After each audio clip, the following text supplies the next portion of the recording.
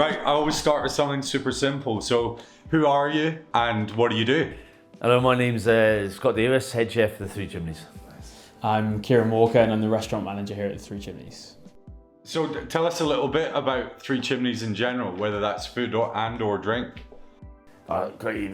Where do we start with the Three Chimneys? So the Three Chimneys was originally a croft house, turned into a little cafe in sort of 1968. So it's really built from there. So it's obviously just started a little cafe, a little tea room, and then we then got some fresh mackerel landed on the beach and some crab, and then sort of built in some salads and all this, and it sort of really grew from there. And then Shirley and Eddie bought it in 1984, then reopened in 95 and really sort of elevated it. Right, nice. Yeah, so they run it right through till sort of, I think it was like 2002, 2003, where they won their 3 rosettes. Then Michael Smith joined them, and then he ran it for sort of 10, 12 years, and has always been champion what Skye, the Highlands, what the islands can do for food, really. So it's local produce, fresh as it can be, the best quality it can be, everything's slow grown, nothing's rushed. And then I took over in 2015. I've just kept that tradition, really champion ingredients, obviously coming with our own cooking. So Michael was quite French. I've sort of added a bit of Nordic, a little bit of Japanese as well. So like ferments, some funkier flavors, like there was plenty of depth in those dishes. Yeah, definitely. Like Andrew Fairley said, there's no such thing as new food. It's all been done before, so everything's gone back to that. So we're sort of trying to get away with, obviously, really looking at our carbon footprint. So really looking into, working in the season. So we're not flying stuff over from Morocco and using raspberries from there. We only use tomatoes really 3 months of the year. We're only using raspberries, strawberries 5-6 months of the year. It was like, well, this time last year we had strawberries on the menu. Winter's been so late, spring's been so late coming. Wet we haven't got well. that. Yeah, wet, exactly. So it's amazing when you work with the seasons how much it changes all the time. Yeah. So it's really important for us. And then really look at nature, what grows together goes together.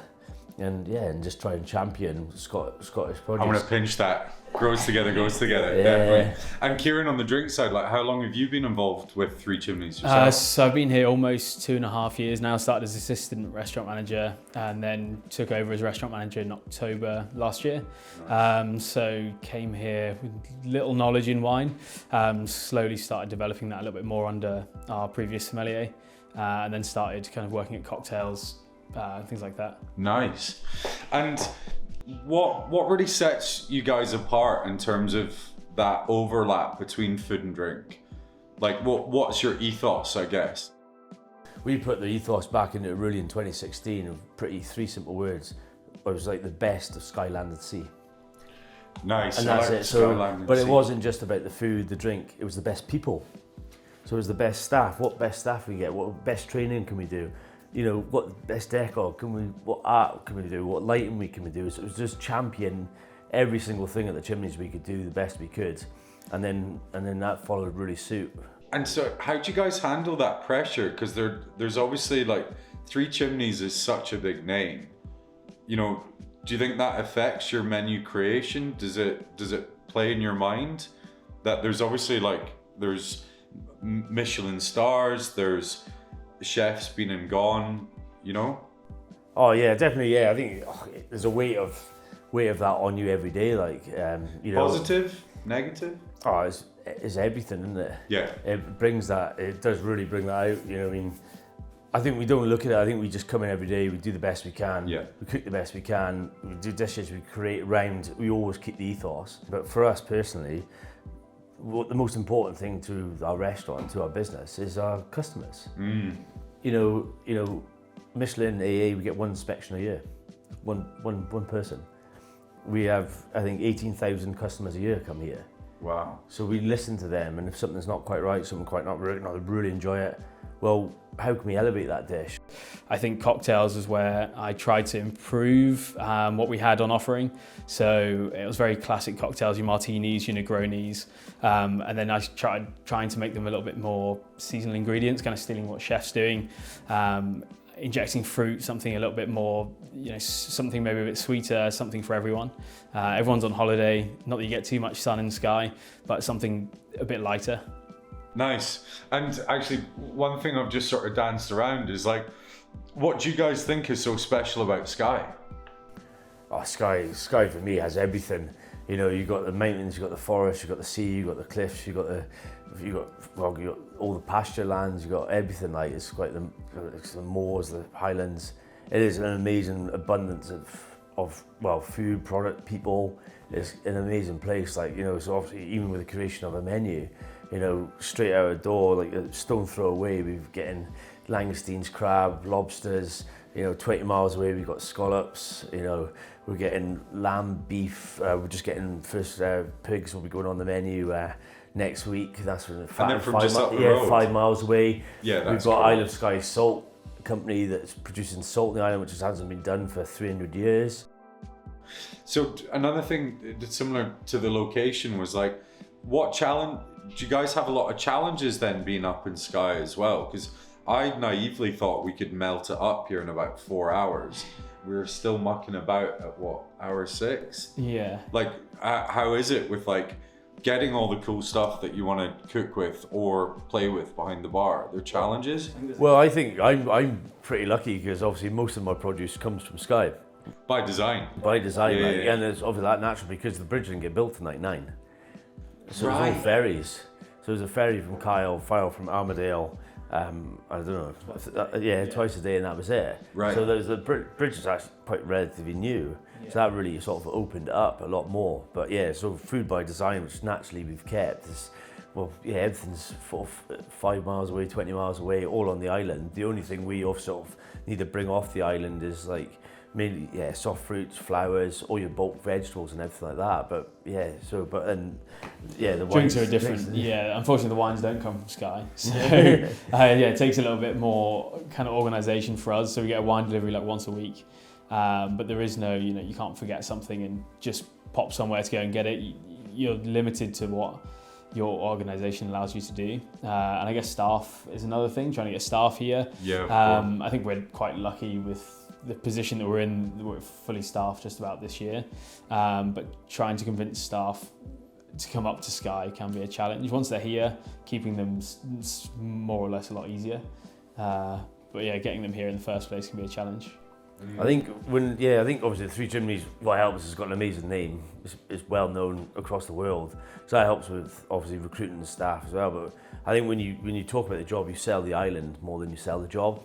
Yeah. And that's the thing, like, especially, a beautiful place to to sort of live and work, and sort of, and then you get that connection with the land as well, which I think is really important.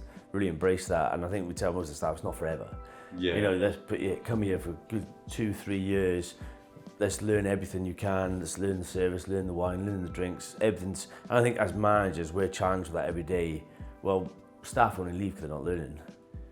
And it can be bad sort of clocking off after work and having that on your doorstep. I mean, it's a belter of a day today.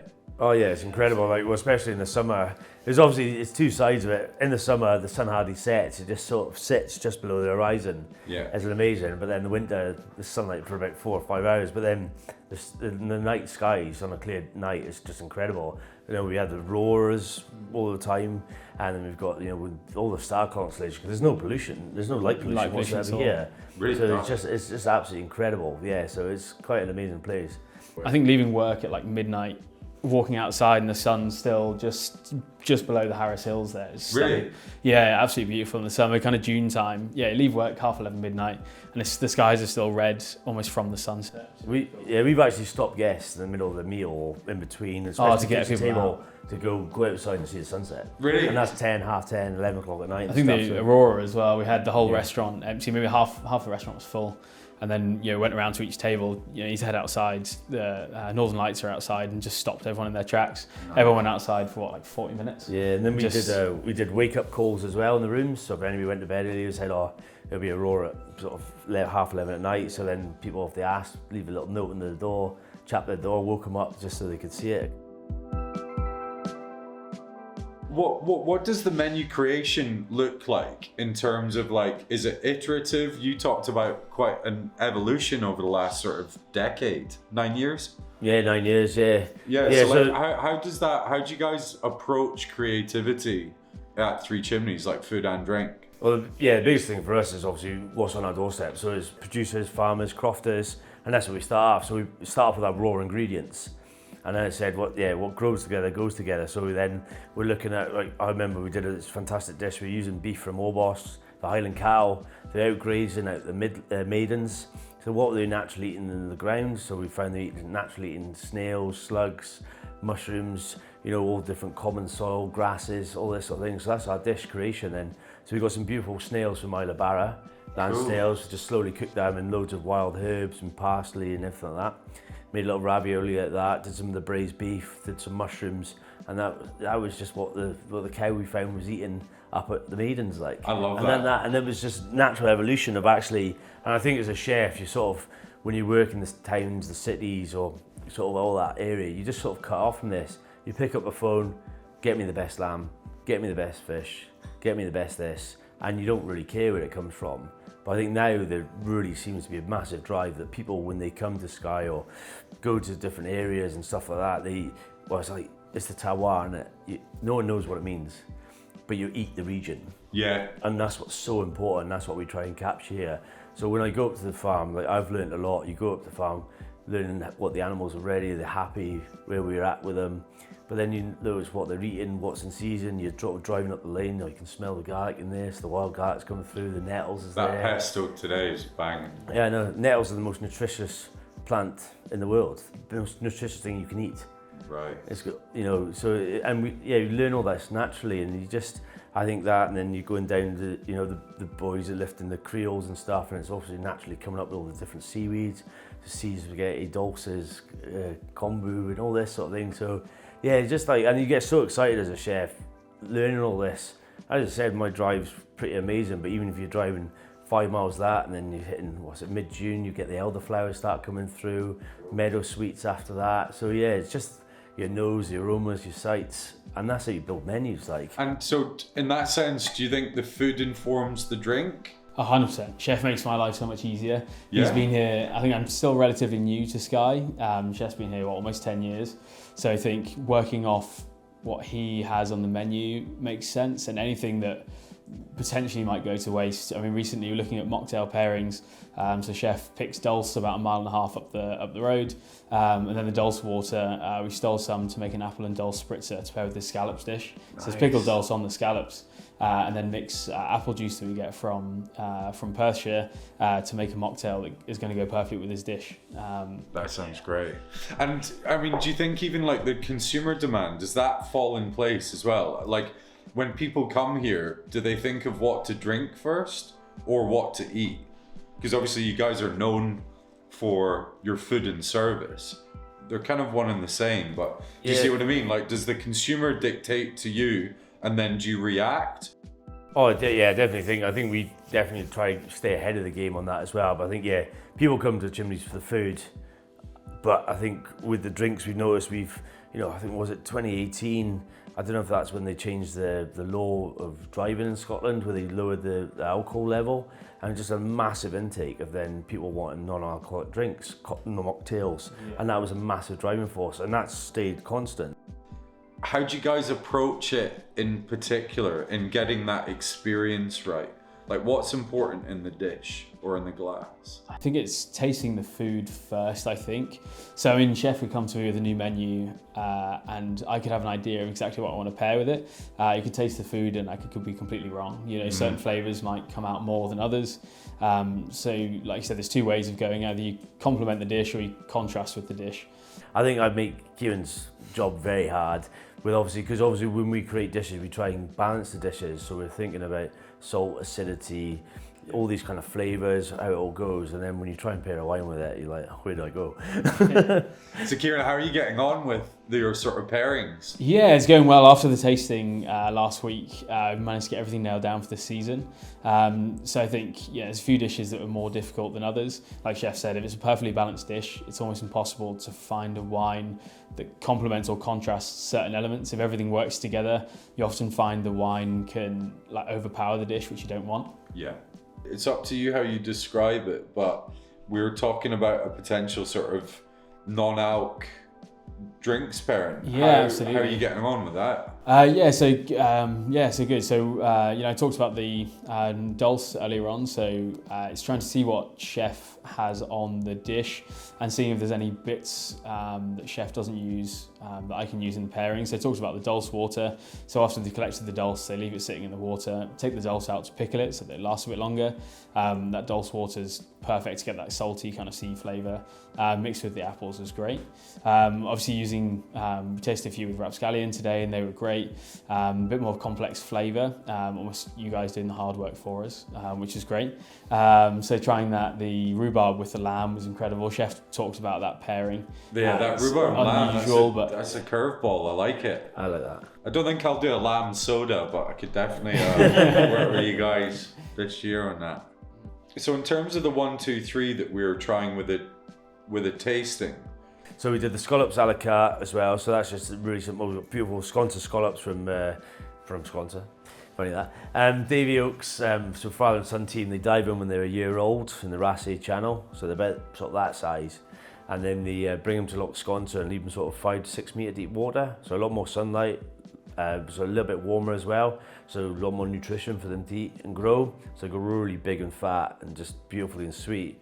So really simple, just shuck them, remove the roes. We cook them down in parfaits with loads of whiskey, gooseberry wine, butter, and make a really nice parfait with that. And then serve that as a little salad with a little quail egg, pickled muhly, pickled apple, fresh apple, samphire, seaweed powder, a little bit of salmon eggs as well, just for just a little bit of different textures there as well. And then we just make a dashi, not traditionally, so dashi is obviously Japanese for just broth. So, but instead of using like bonito flakes or dried fish, we use like fresh fish bones. So obviously all our waste off all our fish prep. So that was just cod bones and just cooked down with a little bit of wakame seaweed. Nice. And then finish with a little bit of sort of fermented soya. Yeah, I liked it. And then pickled dulse, and so that's a dish, and we've had that on with different forms, but it's one of my favourites. Yeah. And then we did the Langoustine tasting. So again, the Scotch Langoustines, with beautiful mussels just steamed in gooseberry and elderflower wine, and then that's served with buttermilk, a little bit of dill oil, and then it's pepper dulse as well, which is known as truffle of the sea. And then we did the lamb dish. So the lamb's obviously from Vatten, so it's just like slow cooked shoulder, finishing with black garlic and miso glaze, roasted loin, or sometimes we do the rack. The legs cooked down in loads and loads of onions, wrapped in potato, and then sort of deep fried, so it's nice and crispy. Yeah. And then the nettle pesto again, a bit of yogurt, but the yogurt's just finished with loads of grated mackerel, smoked mackerel. So that's like the sort of the sea element coming in there as well, so that saltiness. The smoke flavours coming through, a little bit of green tea and seaweed powder on there as well, and then just some purple sprout and broccoli because it's sort of banging seasoning, different textures as well. Yeah. And then a beautiful lamb sauce made with lamb fat, lamb trim, and loads of more gooseberry wine. Nice, rounded it off really, really well. I liked it. And then in terms of like the Three Chimneys itself, then what's coming up on the radar? Talisker just happened as well. Any new additions to the menu? What's been happening at Three Chimneys and what's coming up in the future? Well, you almost touched on obviously working at Talisker, so that's kind of coming to the end of its pop-up period, which looks like it'll be going. Oh, is it just a pop-up? It was pop-up until the end of this month. Yeah, so it was running as a pop-up because I think Diageo, obviously you own Talisker, have never done that before, like a partnership with a restaurant. They've obviously partnershipped with chefs and sort of restaurateurs, but never as a standalone restaurant. So it was quite an amazing experience to go through that as well. But I think we started talks in March 2023, and we sort of just got it across the line in sort of January 2024, and then opened sort of like 5th of February or something. Yeah. And we ran it as a pop just to see how it worked, see what feedback we got, and it's gone really, really well. Amazing we've heard great things back. And obviously the biggest thing was obviously not to compete with the distillery. So obviously, first of all, it was like something, we'll do a tasting menu, we'll do a whiskey wine flight, we'll do all this, throw loads of stuff at it. But then we're not going to go to Talisker, go on a tour, have 3 whiskies, go in ours, and then you'd be carried out there like as well. So there's no alcohol involved. So we've done a whiskey, we've created it off a whiskey, the journey of whiskey, and the final dish is off the age of the whiskey, but there's just no alcohol there as well. So I think it was really fun to create, and it's always changing. It's hard when you take the booze out, isn't it? Yeah, I don't know, but I've really enjoyed it. I think it was really trying to capture. It's a challenge, certain but notes, it is different. I mean, you'll know yourself when you've got like salt and sugar or acidity to extract flavor. You know, we've got none of those little things to work on. So it's all about quality of ingredients. It's all about sort of time and temperature combinations like we were talking about this afternoon. But yeah, it's quite interesting. That sounds 'cause, like, fascinating. In the savoury side, it's all about salt and umami, desserts, sugar and acidity. Totally. And actually, like two main components when you're working with these different sections and stuff. Like, Love so, it. Yeah, it's really interesting, man. So you got Talisker. What we got coming up in the restaurant, Kieran? Well, This summer. This summer, like I said, the soft drinks pairings, hopefully having those for lunchtimes. So having the wine flight option, but also a soft drinks flight option. Maybe pushing that towards the kitchen table as well, having that as an option for people who are driving who can't have 7 glasses of wine, or we wouldn't recommend having 7 glasses of wine and driving home. I don't know if legally we like that. Soon.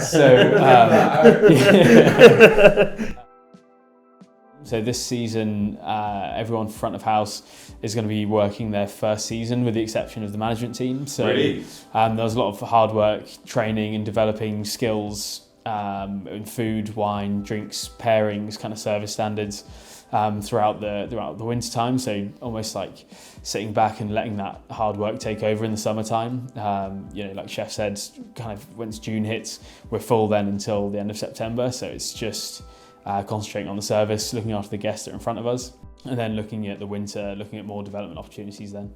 Love that, guys. Yeah, I think it just screams out of you guys that sort of ethos and development and constant evolution. It's really impressive.